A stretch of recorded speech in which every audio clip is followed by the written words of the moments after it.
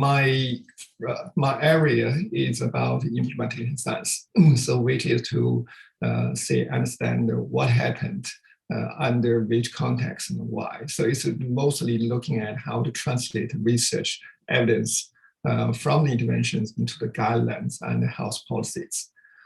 So specifically, I work in the area of, say, antimicrobial resistance, tuberculosis, diabetes, and also on the COVID-19. For example, the protection effect of the infection of COVID-19 and vaccines against the new infection, and also the COVID guidelines, how to build up the confidence for COVID vaccines.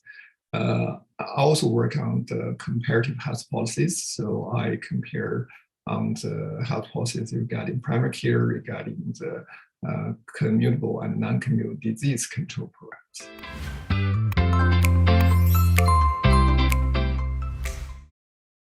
Okay, so I said my research is about implementation science, but I specifically looking at some subjects. So one of the subjects is for COVID-19 control. We are doing a number of things. I think that the way which is very related with the center's work is to look at how to build up the vaccine confidence in the low and middle income countries. So I worked in the Philippines and also in Sri Lanka to develop the guidelines, both at the healthcare setting, which will mean the hospitals and primary care facilities, but also at the primary care setting, at the community setting and NGO setting, because in that country there are lots of we see that workers outside of the public systems, say that private practitioners, say NGOs providing the test and other services, providing support to the community, and also community members. So we try to work a way to link them together. And in the second project funded by CIHR, we are looking at how we could work with NGOs to build up the confidence in a country which has traditionally, lots of bad examples how, reckless vaccine program has been rolled out without a really serious consideration of the safety of the vaccine, etc. So we try to build up the confidence through the work, and we try to understand how the different vaccines are utilized in the part of the world we try to vaccine themselves, but it's not only about the vaccine themselves, it's also how people view that and what the other health system, economic, political factors are intervening with work. So that is one example. My other work will be, for example, I worked on how to reduce the use of antibiotics for respiratory tract infections, which are closely linked with COVID. It has been overused in many parts of the world. For common flu, even for COVID, we should not give antibiotics, but that was given to over 80% of the patients in many parts of the world. In Canada, it was about, I think, at least 20%. So it should be less than 5%. It has been a huge problem to drive the resistance. We call it antimicrobial resistance. So my work is regarding designing the guidelines, designing the steward programs in the clinical setting to reduce antibiotic overuse. And traditionally, my work was in TB, tuberculosis, control TB in different parts of the world. For example, in China, in the Philippines, in Pakistan, in Nepal, Swaziland. So have been working in a number of countries.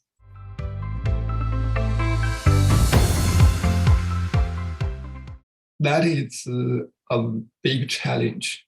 I think that is a challenge for any disease at this moment. I think the challenge is not about only about, for example, like people cannot access care. It's more about the resource allocation and the ongoing social, political, economic situation.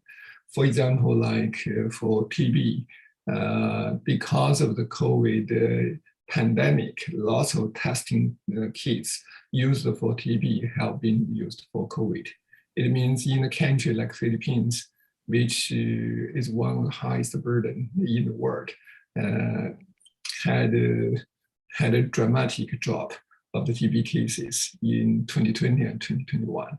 It means that the TB control gains for the last 15 years are kind of wide back. In other work, for example, the antimicrobial resistance work we are doing for the upper respiratory tract infection. So you can see that the cases have dropped over 80% during the COVID period.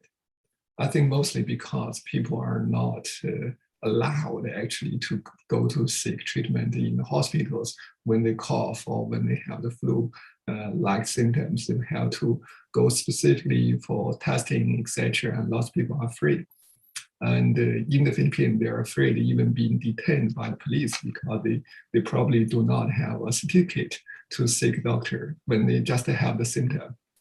And they are bounded not travel, even within their own community. So there are lots of issues. We have seen the COVID has been widespread change for everything, but also it has brought, I think it brought lots of opportunities. So in any crisis, it would be opportunities.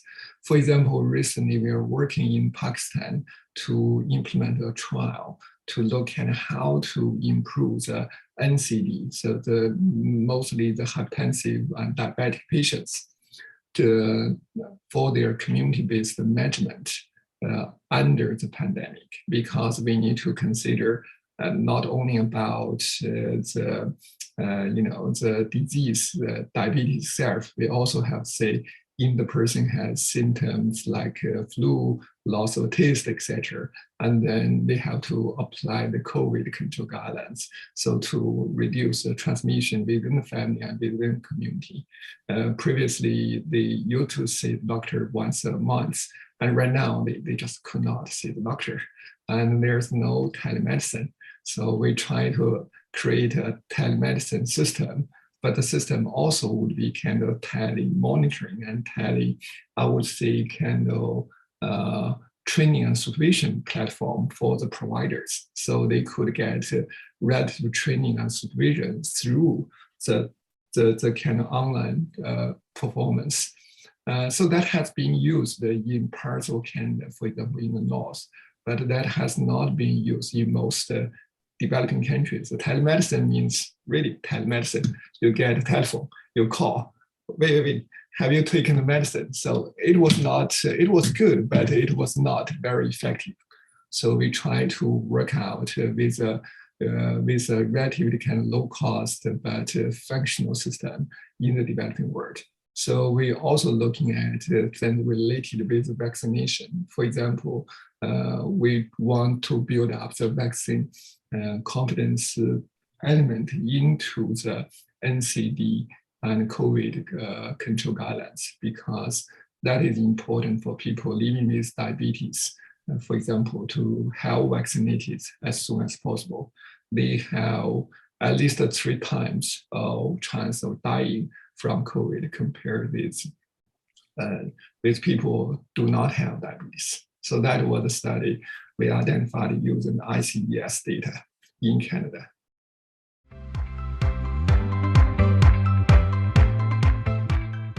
For faculty members, I see that it's a dynamic family. I say dynamic family because we are looking at vaccine preventable disease, but we also, we should be minded that, for everything you want to make a meaningful impact, it has to be multidisciplinary research team.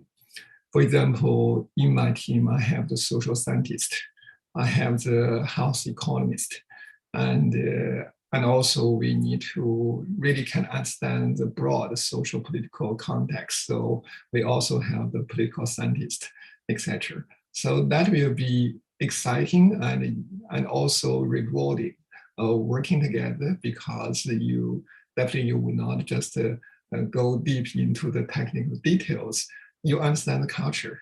and what is appropriate, what is not in the local culture, and you communicate with different people, and you enjoy the culture, the food, etc. So I think it's fascinating to look at the problem from the social angles, and from a perspective you want to solve a practical problem. You just not want to do the research for the research sake, and you want to communicate with people, understand from their books. So that I think is most fascinating to me.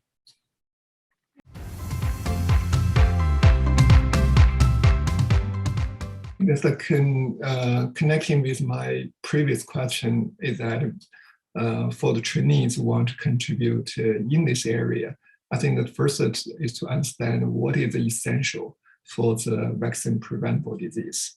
The essential methodology, such as epidemiology, such as social science, quality work, etc. But also understand what would be the peripheral subjects around it. So that will create a mind that you can work with different people from different disciplines. So you are not going to be just a single focused. To be, I would say, just there's an old saying from China, it's like walking like 10,000 miles is better than reading 10,000 books. Which means that you really have to work out from your comfortable zone to communicate with people, try to enrich your mind, and then you would have new ideas.